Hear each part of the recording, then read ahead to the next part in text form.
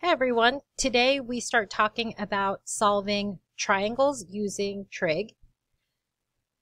In the past, we have only been able to use trig to solve right triangles specifically by using SOHCAHTOA. What we're going to learn about in this unit is how we can use trig to solve non-right or oblique triangles. So we have two laws for doing this, the law of sines and the law of cosines. Today we are only going to focus on the law of sines. So depending on the type of information that's given to us in the problem will dictate whether we use the law of sines or we use the law of cosines.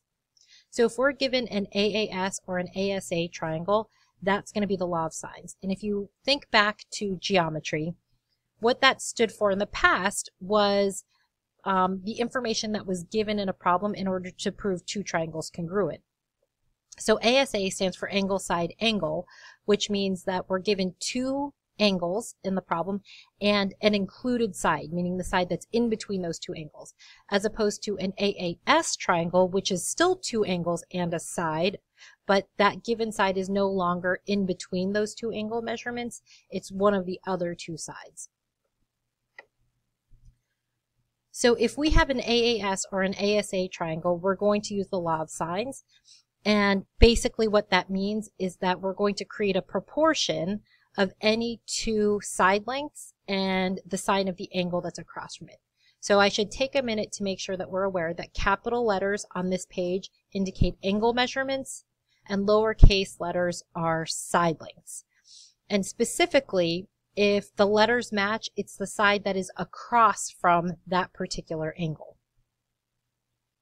So I'd like to also point out that we can label triangles with any combination of letters or numbers. So on this page, anytime you see the angle, the capital letter A, it means any given angle in that problem. A lowercase a would indicate the side that's opposite that given angle. A lowercase b means the side that's not opposite that angle. In other words, it's adjacent or next to that angle, not opposite to it. We'll talk about the h later. Okay, so we are only focusing on the law of sines, meaning we need to be given an AAS or an ASA triangle, and then if so, we can just kind of plug it into this formula and solve for any missing piece of information, any missing side length or angle measurement. We will also use the law of sines if we're given an SSA triangle, which is a side-side angle triangle, but this is tricky. This is an ambiguous case, meaning we could create two different triangles. So in this case, we need to do some extra work for it. So we're going to hold off on SSA triangles, which are law of sines still, but we're going to hold off on problem solving with them until the next day. So we're just going to practice these cases for today. The other thing that we're going to work on today is this new area formula.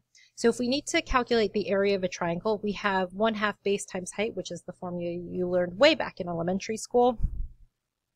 But we're going to add this one to it. The area of a triangle is also equal to 1/2 the two side lengths times the sine of the included angle. So we need to be given two side lengths and the angle in between them, or that's created from the two given sides. So we'll talk more about that in class as well. In other words, we need an SAS or a side angle side triangle.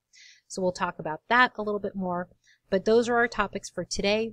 Please let me know if you had any questions from this video, and we'll talk about it in class, as well as taking a look at some problems that involve this. To get credit for watching this video, please take a couple minutes right now to send me a quick email letting me know something that you will do over winter break or that you have done over winter break.